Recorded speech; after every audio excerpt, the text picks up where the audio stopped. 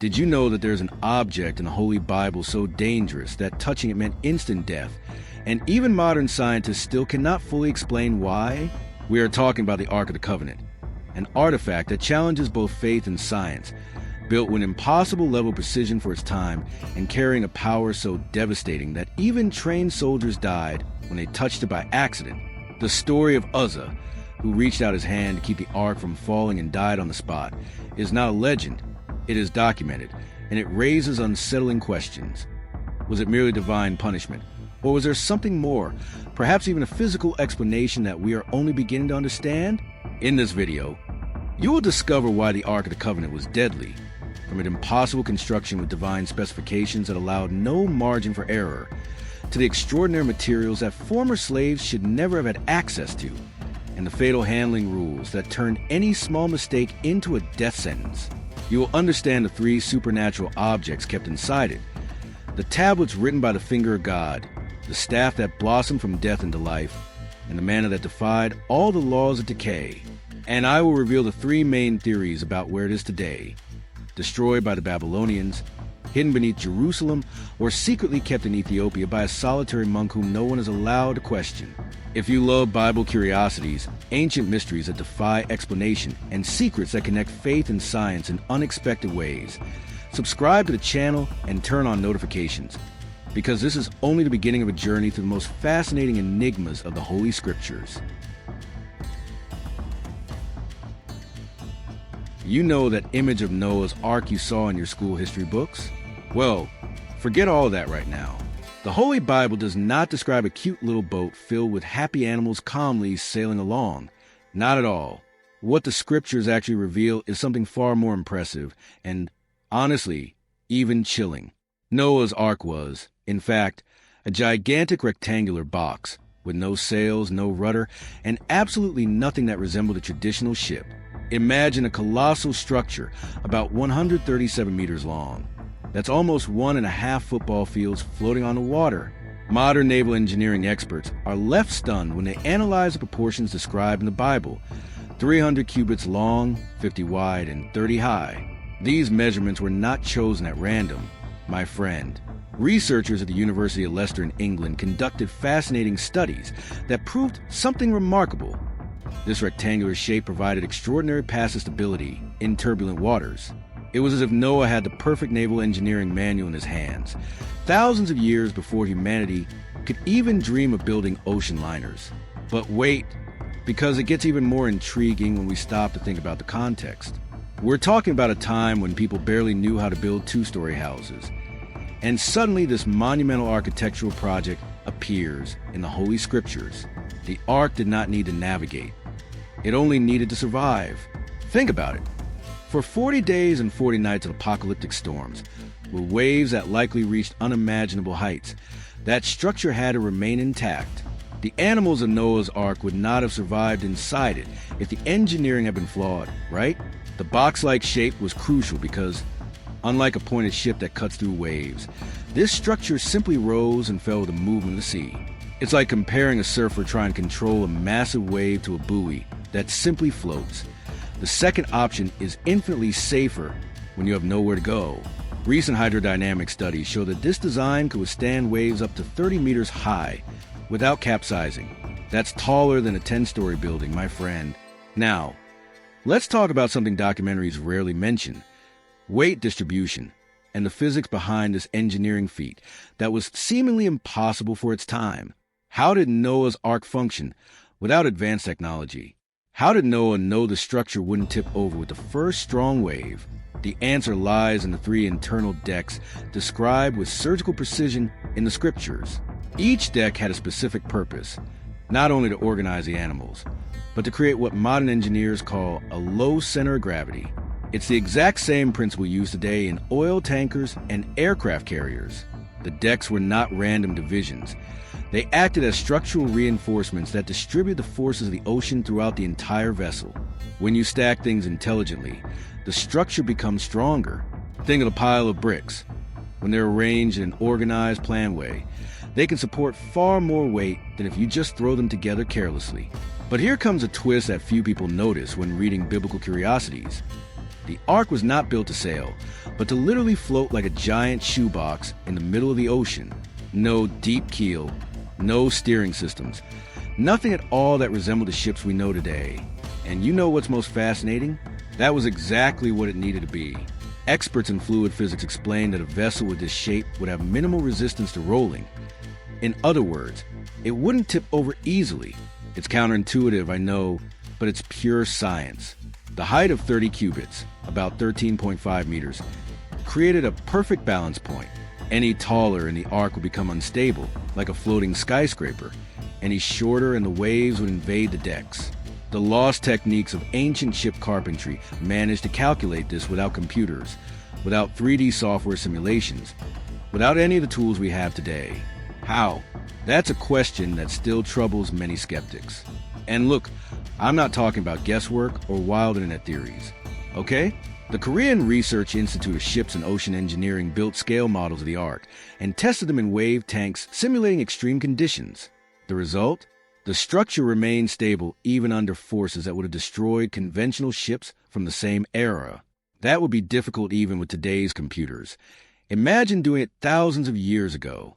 Scientists still cannot explain how this knowledge reached Noah. But there's something even more extraordinary that most people don't realize when studying Noah's Ark.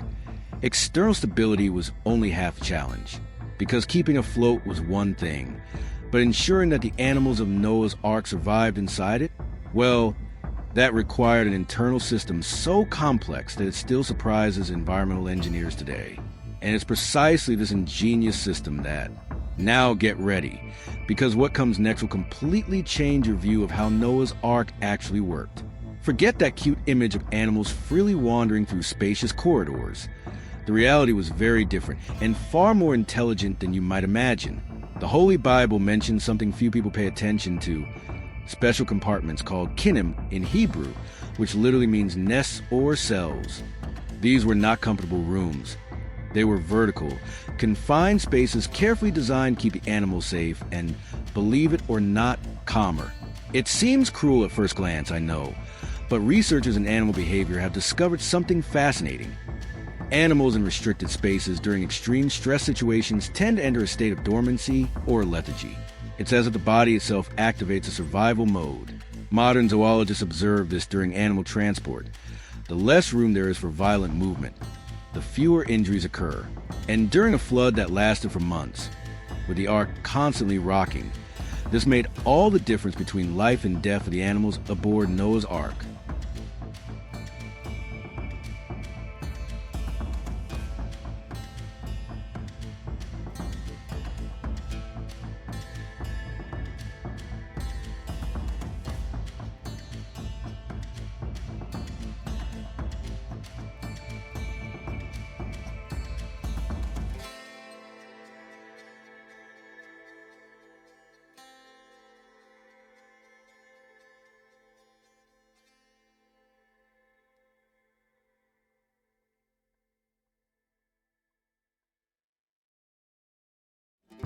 Researchers from the University of Cambridge estimate that the amount of precious metals required for the ark and the tabernacle would equal several tons of pure gold.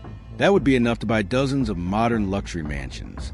But wait, how did enslaved people manage to convince their oppressors to hand over such a fortune? The truth behind this is even more fascinating than it first appears. Context is essential to understanding the magnitude of what happened. After the 10 devastating plagues, which included rivers turning to blood, invasions of locusts, total darkness, and the death of the firstborn, the Egyptians were terrified. They didn't just allow the Israelites to leave. They practically shoved them out, throwing their riches at them like people trying to put out a fire. Recent studies by Egyptologists suggest that the psychological trauma of the plagues was so severe that the Egyptians believed they were buying their own survival by giving these gifts. It was like paying a ransom so that the God of Israel would stop destroying the nation. Think about it. Families who had just buried their firstborn children were willing to give anything to see those people leave. The gold that would be used in the deadly ark came stained with tears and tragedy. Some archaeologists believe that part of this gold may have come from Egyptian tombs and temples themselves. The irony is powerful. The metal that once honored false gods would be transformed into the covering of the throne of the one true God. But gold was only the beginning of the list of impossible materials. The Ark of the Covenant had to be made of acacia wood, a tree that, conveniently, does not grow abundantly in the Sinai Desert. It's like needing to build a boat out of mahogany in the middle of the Sahara. Scientists cannot explain how they obtain enough high-quality wood in sufficient quantity. Desert acacia does exist, but it is usually twisted, full of knots, and unsuitable for precision carpentry. Researchers from Tel Aviv University debate whether there may have been specific groves along the Exodus route, or whether the Israelites brought wood from Egypt. Either way, every plank had to be perfect. No cracks, no imperfections, no weak points. And we're not talking about a small coffee table. The Ark had specific dimensions, approximately 1.15 meters long, 70 centimeters wide, and 70 centimeters high. Sounds small? Not when you consider that it was overlaid with solid gold inside and out, with a decorative molding of pure gold all around. Inexplicable engineering was present in every detail. The overlaying process still defies logic today. Imagine taking a wooden box and completely covering it with gold, inside and outside, without leaving a single millimeter exposed, using only primitive tools. Lost ancient techniques likely involve some form of cold hammering or low-temperature fusion that we simply cannot replicate with precision today. Recent discoveries of gold-plated objects from the period of the Exodus show tool marks we still cannot fully identify. It's as if they had an instruction manual that vanished into history. And there's more. Beyond gold, there were extremely valuable textiles involved. Finally, twisted linen, blue, purple, and scarlet fabrics. To put the value into perspective, purple dye was extracted from sea mollusks at an absurd ratio. It took about 10,000 mollusks to produce a single gram of dye. One purple garment today would be worth the equivalent of a luxury car. And this was meters and meters of fabric. The mysteries of the Bible include this impossible economy of a nomadic people. Now comes the part that will make you rethink everything. The execution had to be absolutely flawless. There were no second chances. No, we'll fix this later. Every measurement followed exact divine specifications. 2.5 cubits in length, 1.5 cubits in width and height, using the cube of the time, about 45 centimeters. Deviating by even 1 centimeter could mean death. Think about the psychological pressure. You're working with molten gold, expensive wood, fabrics worth fortunes, knowing that a mistake doesn't just mean wasted resources. It means God could strike you down on the spot. Psychological studies show that working under extreme threat of death usually paralyzes people or causes them to make more mistakes. But Bezalel and his team succeeded. The ornamentation included cherubim hammered from solid gold, angels with outstretched wings, which had to be sculpted with perfect anatomical detail. Compare that to modern advanced technology. Today's sculptors use computers, 3D scanners, and precision printers. They had hammers and chisels. And still, the result had to be worthy of containing the presence of the creator of the universe. But what truly made the Ark of the Covenant deadly was not just its perfect construction. When the Ark was finally completed, what they had in their hands was not just a beautiful religious object. It was a structure weighing approximately 150 kilograms. Imagine carrying the weight of 2 large adult men, compressed into a box just over 1 meter long. To put it in perspective, it's like transporting 3 massive bags of cement packed into a small space. Recent studies by structural engineers calculate that, considering the solid gold overlay inside and outside the acacia wood, plus the gold molding around it and the hammered gold cherubim on top, the weight could easily exceed that estimate. Researchers from the University of Oxford debate whether the total weight could reach as much as 200 kilograms, depending on the thickness of the gold overlay. But here's the detail no one expected. The physical weight was the least of concerns. What truly made the Ark of the Covenant deadly was what was inside it, because that golden box was not an ordinary chest.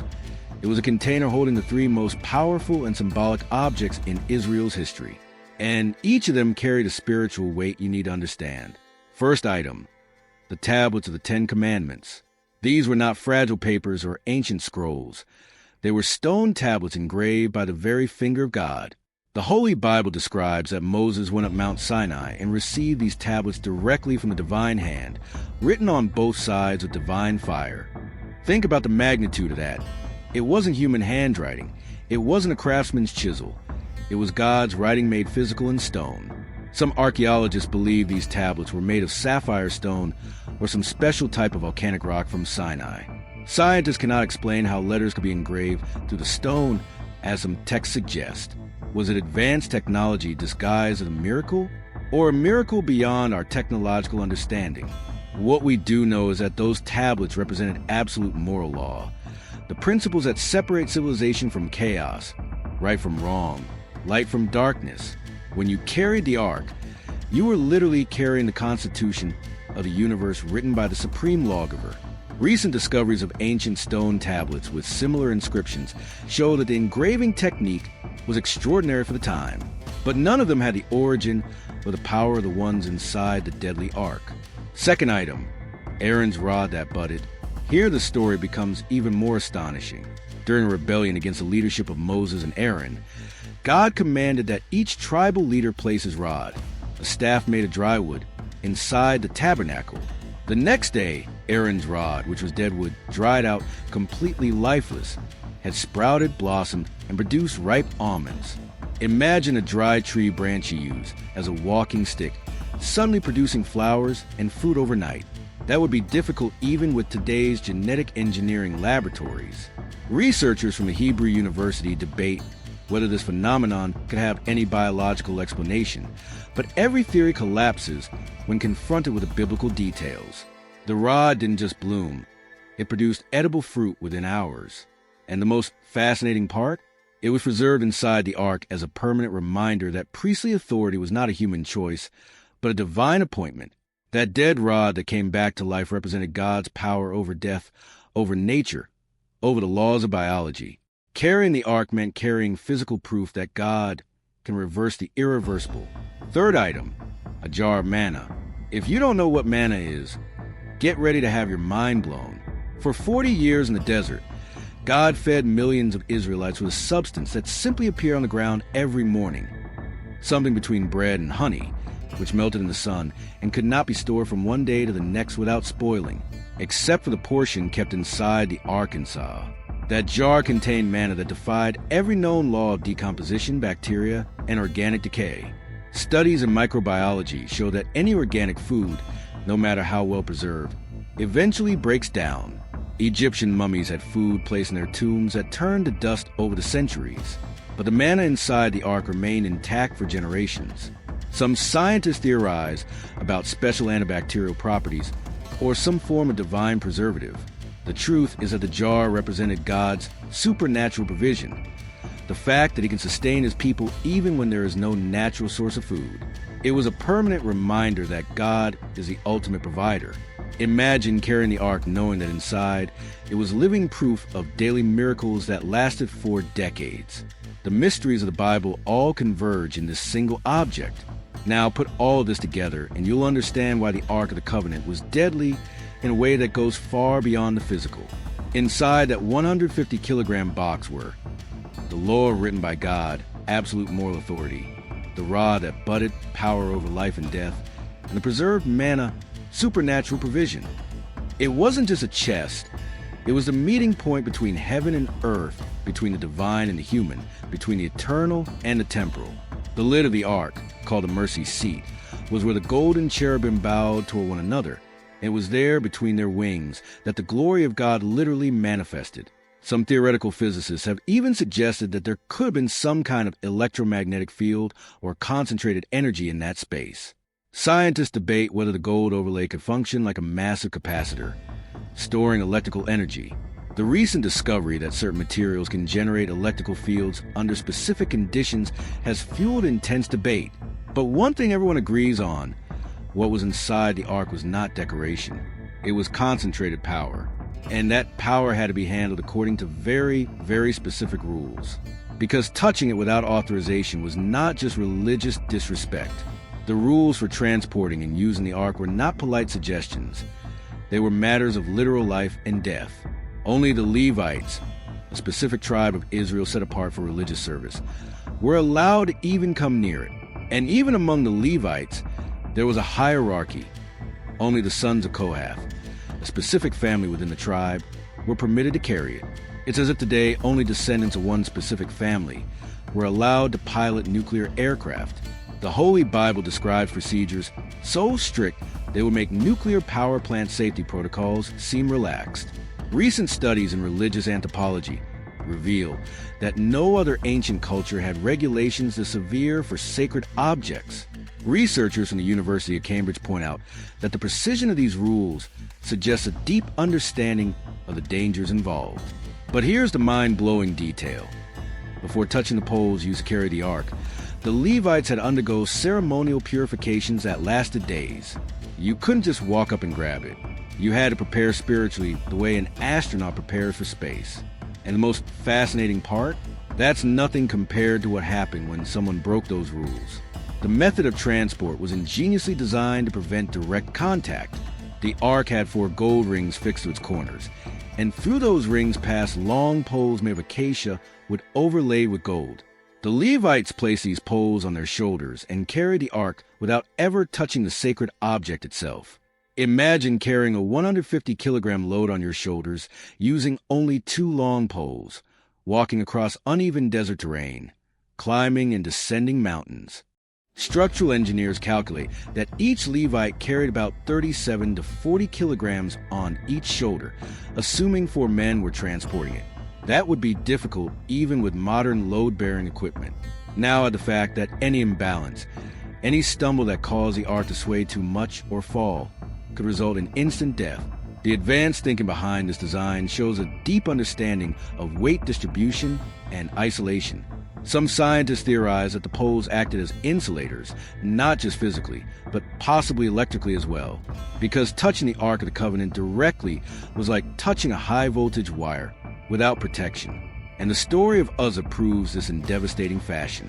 The episode involving Uzzah is one of the most shocking and misunderstood stories in the Bible. The Ark was being transported on an ox cart, already a mistake, since it was supposed to be carried on the shoulders of the Levites. When the oxen stumbled and the ark began to tip, Uzzah, with the best of intentions, reached out his hand to steady the ark and keep it from falling to the ground. It sounds like a heroic act, right? Saving the most sacred object in Israel from hitting the dirt. But the moment his hand touched the ark, he fell dead instantly. Picture the scene. A man trying to do what anyone would do when something valuable is about to fall, and the next second he's on the ground, lifeless. Researchers from the University of Oxford debate what exactly caused his death. Was it a divine strike? An electrical discharge stored in the gold? A direct manifestation of God's holiness that does not tolerate profanation? What we do know is that there was no trial, no warning, no second chance. Touch it and die. Biblical curiosities include this episode because it reveals something crucial. God is not a kindly grandfather in the sky who overlooks disobedience. There are absolute boundaries, but the rules didn't stop with transportation. When the ark was taken into battle, specific rituals had to be followed precisely. It wasn't a matter of simply grabbing the ark and marching into war like a lucky charm. First came collective fasting, animal sacrifices, and confessions of sin. The entire people had to be in a state of ceremonial purity and obedience to God. Studies of ancient military strategies show that no other ancient army had procedures as complex before battle. The Egyptians carried statues of their gods. The Babylonians carried their idols. They simply picked them up and went to fight. Israel did not. The presence of the ark in battle was not an automatic guarantee of victory. It was a guarantee of victory only when there was obedience. Recent discoveries of ancient military texts show that Israel had an impressive record of impossible victories when the ark was present and the people were aligned with God. But there were also humiliating defeats when they tried to use the ark as a magical object while living in disobedience. The deadly ark was not a good luck charm. It was the mobile throne of a God who does not negotiate principles. And here's the point that will make you rethink everything about obedience and consequences. Divine favor was directly tied to following these rules. When Israel went into battle at Jericho with the ark, obeying every instruction, marching in silence for 6 days, circling the city with priests blowing trumpets, the walls collapsed supernaturally. Imagine stone walls 8 meters thick and 12 meters high crumbling simply because of sound and obedience. Archaeologists have found evidence at Jericho of catastrophic destruction that defies conventional explanation. The walls really did fall outward, as if an internal force had pushed them down.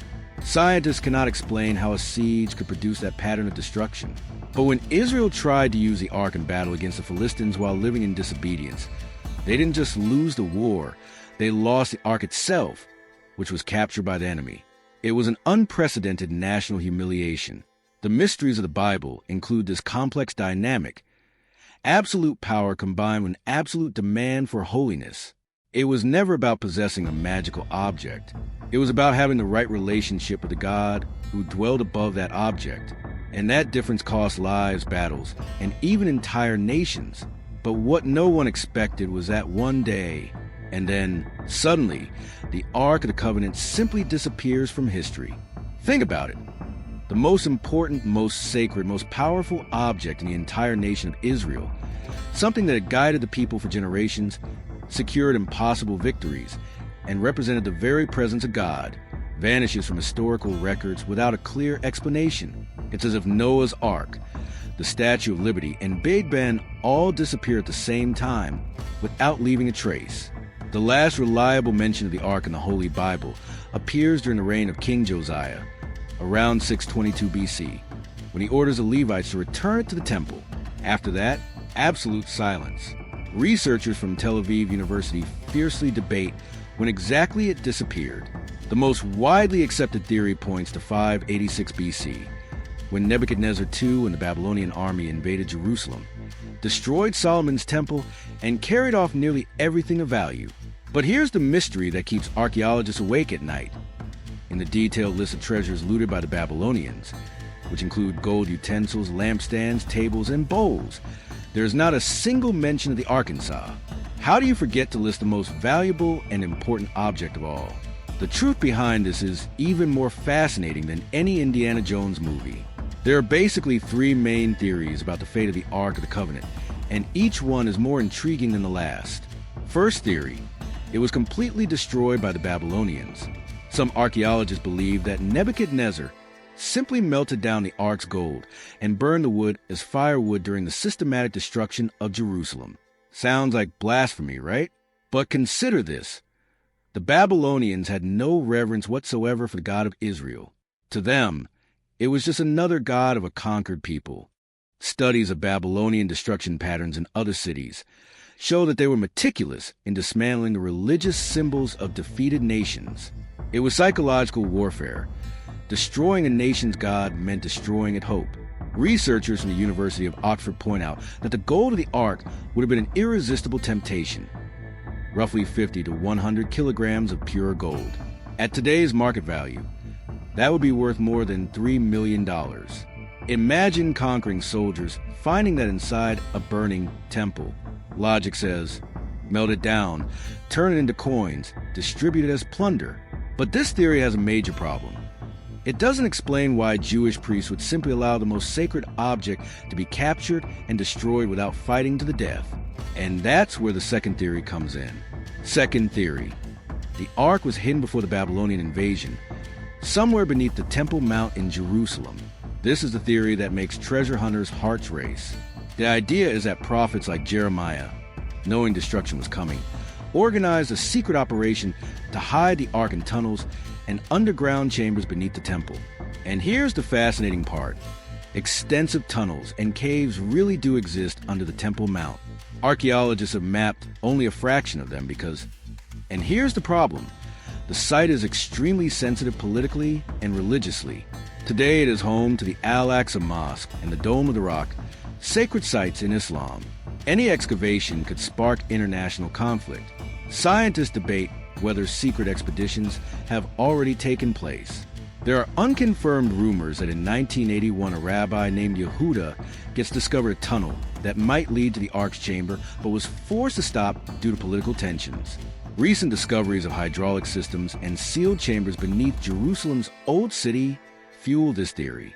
Some experts believe the Ark could be just 30 meters below the surface, preserved in a dry, sealed chamber for 2,600 years. Imagine that. The most mysterious object in the Bible may be right there, waiting in a natural stone vault. But wait, there is a third theory that is even more unlikely and even more fascinating. Third theory: The Ark is in Ethiopia, guarded in a church in Aksum. Yes, you read that correctly. Ethiopia in Africa. The Ethiopian Orthodox Church firmly claims that it possesses the true Ark, brought there by the son of King Solomon and the Queen of Sheba. According to Ethiopian tradition, Prince Menelik I visited his father in Jerusalem, and Levites who were dissatisfied with corruption in the temple gave the Ark to him, replacing it with replica. The Ark was then transported to Ethiopia and kept in succession of sacred locations until it reached a small chapel in Aksum, where a single guardian, a monk who dedicates his entire life to protecting it, watches over it until his death. When a successor is chosen, no one other than the guardian is allowed to see the Arkansas, not the patriarch of the church, not the president of the country. Absolutely no one. Researchers from the University of London have attempted to investigate this claim, but have been prevented from examining the object. Some scientists theorize that it could be a replica, but what if it isn't? Ethiopia has deep biblical connections. The Ethiopian eunuch converted by Philip, the Queen of Sheba's visit to Solomon. It's not as absurd as it sounds at first glance. And here's the most intriguing detail. Ethiopians practice ancient Jewish rituals that were lost in Israel, as if they preserved traditions from the time of the first temple. Is that a coincidence? Or evidence that they truly possess something of immense historical and religious value? The truth is that no one knows for certain what happened to the deadly Arkansas. Each theory has passionate defenders and circumstantial evidence. Some experts believe it was destroyed and that we must accept that reality. Others are absolutely convinced it is hidden somewhere, waiting for the right moment to be revealed. There are even more exotic theories, that it lies in caves near the Dead Sea, that it was taken to Rome, that it is somewhere in Jordan. What is undeniable is that its disappearance created one of the greatest archaeological and religious mysteries of all time. Think about it. Governments have spent millions investigating.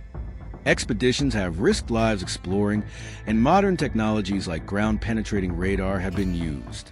And still, nothing. It's extraordinary how something so important and significant can simply be lost. The mysteries of the Bible all converge at this point. Did God deliberately allow it to disappear?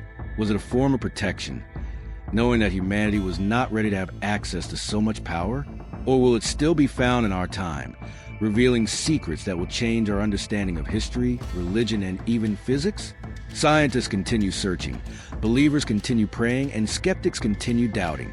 But one thing is certain. The story of the Ark of the Covenant did not end with its disappearance.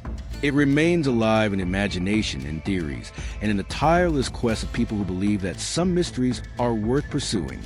So, did you already know all this truth behind the Ark of the Covenant? Did you know it weighed around 150 kilograms of gold and wood, built with a level of precision that would challenge even our modern computers, carrying inside it the tablets written by the finger of God, a dead staff that supernaturally burst into life, and preserved manna that defied every law of decomposition? Did you know that touching it meant instant death, not because of superstition, but because of a real and documented power that killed people within seconds?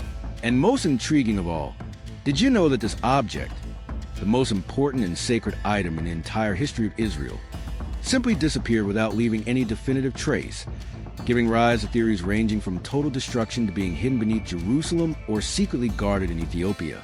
Now tell me, which of these three theories do you think is most likely? Do you believe the deadly Ark was destroyed by the Babylonians and melted down for its gold? Or do you think prophets like Jeremiah hid it in secret tunnels beneath the Temple Mount, waiting for the right moment to reveal it?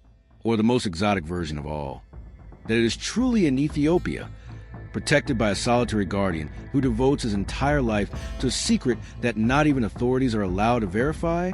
Leave your theory in the comments, because this is one of the mysteries of the Bible that continues to divide experts, archaeologists, and believers to this day. What is your bet? If this video blew your mind and made you question things you thought you already knew about the Holy Bible, leave a like down below. It helps more people discover these hidden secrets. And since we are talking about impossible constructions and objects that defy explanation, you need to watch the next video on how the Ark of Noah housed 16,000 animals without refrigeration, the hidden engineering in the Bible. Because if you found the Ark of the Covenant hard to explain, just wait until you discover the engineering behind a vessel that carried thousands of animals and survived a global flood. Subscribe to the channel and turn on notifications so you don't miss any of these mysteries that will make you see the scriptures with completely new eyes. Thank you for watching all the way to the end, and remember, why the Ark of the Covenant was deadly is not just a historical curiosity. It is a reminder that there are powers and mysteries in this universe that we are still very far from fully understanding.